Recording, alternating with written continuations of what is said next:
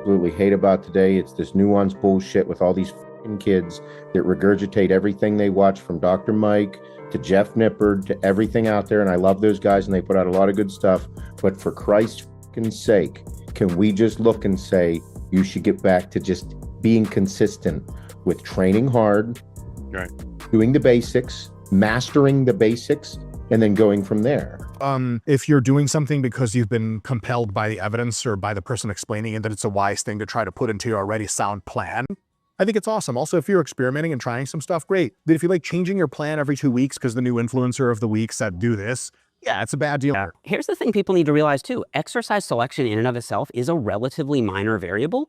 Like really important variables are effort, how close you are to failure, how much volume you're doing, and I would argue like your technique with your range of motion and like control and those sorts of things. So most exercises, like common exercises that people do, are effective. Try out different ones, see what works best for you, you know? You just got to look at any actual athletes. That's who you should really look for to see what works and what doesn't. And how do they get bigger for the most part? They train like heavier and harder. I'm not saying you have to go heavy to get big, but it kind of goes hand in hand. Like if you freaking get stronger, you're going to get bigger. There's no two ways about it, man.